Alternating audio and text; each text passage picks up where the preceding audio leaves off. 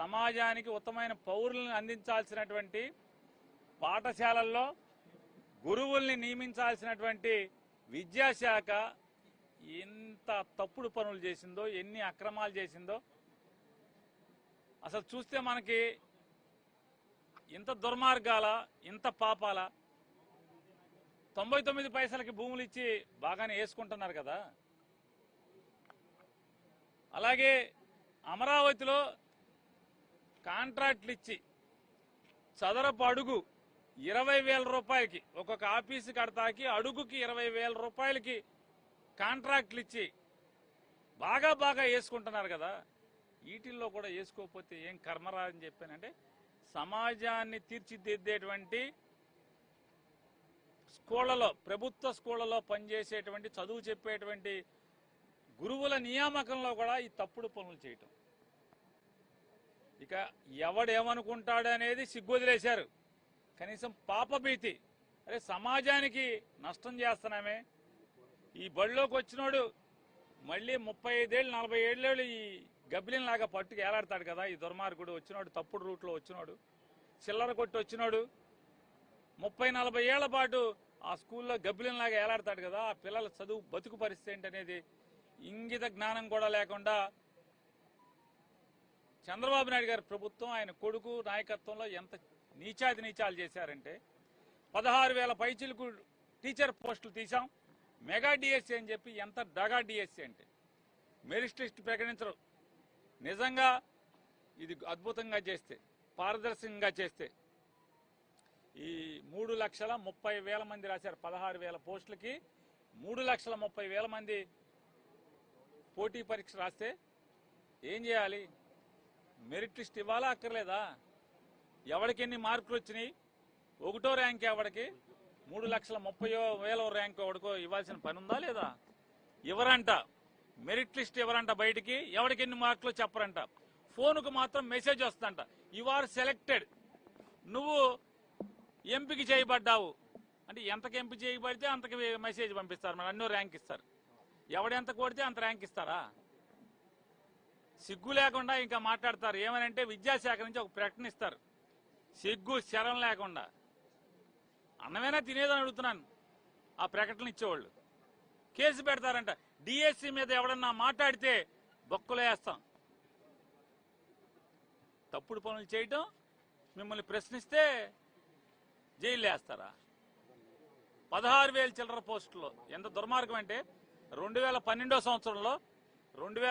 సంవత్సరంలో ఆంధ్రప్రదేశ్ రాష్ట్రంలోని ప్రతి ప్రభుత్వ సంస్థల్లో నియామకాలు చేసేప్పుడు స్పోర్ట్స్ కోటా కింద, అంటే క్రీడాకారుల్ని ప్రోత్సహించే ఉద్దేశంతో, క్రీడల్ని పిల్లల దగ్గర నుంచి చదువుకునే విద్యార్థుల దగ్గర నుంచి అందరిలో క్రీడాతత్వాన్ని ప్రోత్సహించేదానికి, నైపుణ్యాలను వెలికితీసేదానికి 2% క్రీడాకారుల కోటాలో అన్ని ఉద్యోగాల్లో రాత పరీక్షల్లో పాస్ అయిన తర్వాత మాత్రమే ఆ కోటాని ఇవ్వాలి. అది జీవో 2012.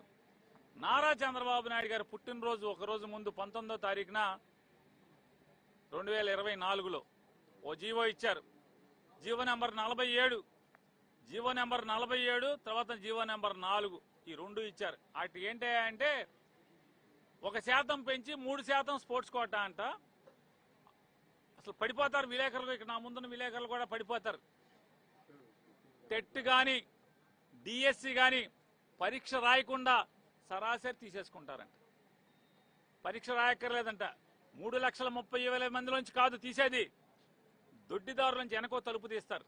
తలుపు తీసి దాంట్లోంచి దొంగ సర్టిఫికెటా, అది మంచి సర్టిఫికెటా, నిజమైన ఈ ఆటగాడా అనేది లేదు. 29 ఆటలుంటే ఆ 29 ఆటలని 67 ఆటలుగానే ఎంతో మార్చారు.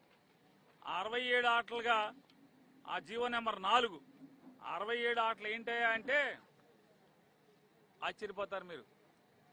మనం చిన్నప్పుడు రింగ్ ఆడుకునేవాళ్ళం, టెన్నికాయిట్, అది పర్ల సందుల్లో గొంతుల్లో బ్యాట్ ఉచ్చుకుని రబ్బర్ బాల్తో క్రికెట్ ఆడతారు. రబ్బర్ బాల్ క్రికెట్ కూడా ఉద్యోగం తీసేయడానికి స్పోర్ట్స్ కోటా అంట. చిన్నప్పుడు తాడు లాక్కునేవాళ్ళం, అటో 10 మంది ఇటో 10 చేంజ్ అయ్యి టగ్ ఆఫ్ వార్ అని ఆ తాడు లాగటంలో కూడా టీచర్లు పోస్ట్ ఇచ్చేయచ్చంట.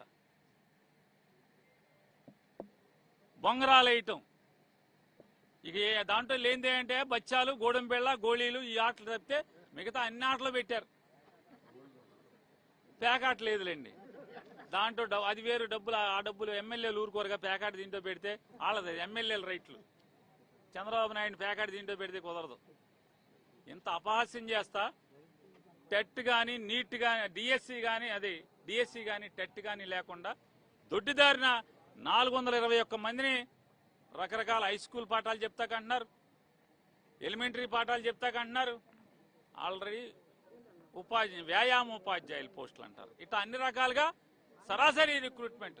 ఇంతకన్నా పచ్చి పాపం లేదా? తప్పు కదా, ఇది నీచం కదా.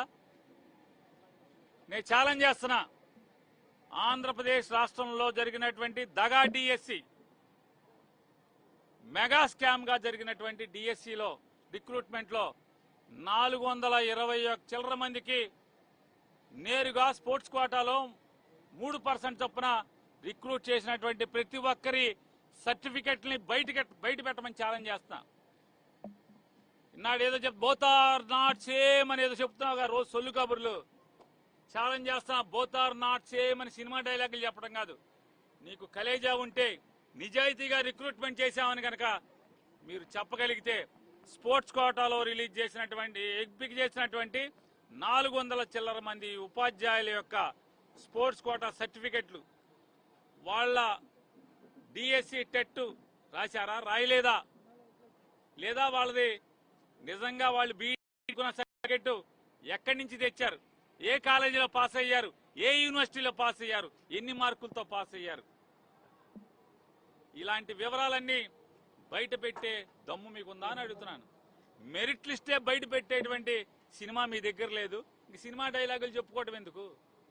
మెరిట్ లిస్ట్ బయట పెట్టే సినిమా మీ దగ్గర లేదు, స్పోర్ట్స్ కోటా పెట్టేటువంటి సినిమా మీ దగ్గర లేదు. బోత్ ఆర్ నాట్ సేమ్ అంటారు. Cinema and Lokesh are not same.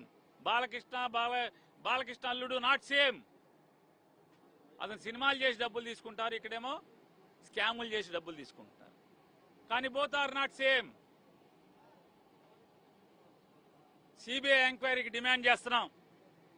Andhra Pradesh రాష్ట్రంలో 16,000 పైచిలకు ఉపాధ్యాయుల నియామకం జరిగినటువంటి స్కామ్ మీద సిబిఐ విచారణ జరగాలి అని చెప్పి డిమాండ్ చేస్తున్నాం. సత్తా ఉంటే, కలేజా ఉంటే, అంతరాత్మ ఉంటే, నిజాయితీగా మేము రిక్రూట్మెంట్ చేశాం అంటే మెరిట్ లిస్ట్ బయట పెట్టండి.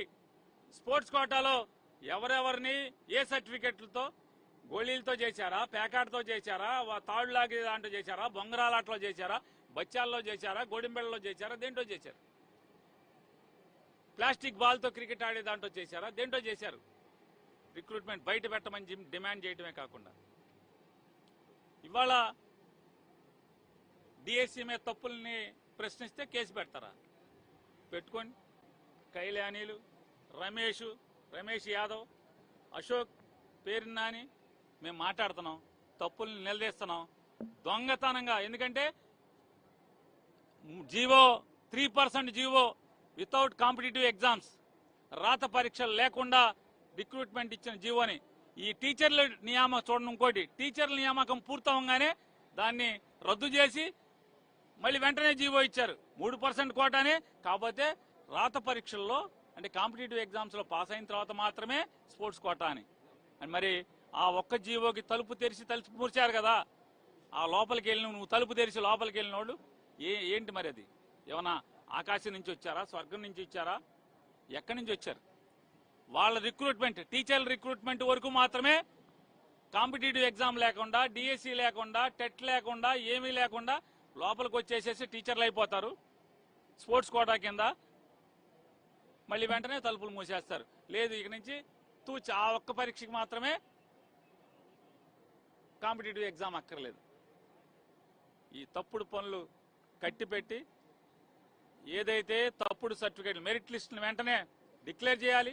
స్పోర్ట్స్ కోటాలో ఏదైతే ఎవడెవడైతే రిక్రూట్ చేశారో వాళ్ళందరి సర్టిఫికేట్లను కూడా బయట పెట్టమని, లేదా సిబిఐ ఎంక్వైరీ వేసి మీ సాహసాన్ని లేదా మీ నీతి నిజాయితీల్ని నిలబెట్టుకోమని చెప్పని నారా లోకేష్ నాయుడిని, నారా చంద్రబాబు నాయుడిని ప్రశ్నిస్తానని పార్టీ పెట్టి అవి గాలికి వదిలేసి రోజుకో మాట పూటకొక మాట పిట్టల దొరల మాట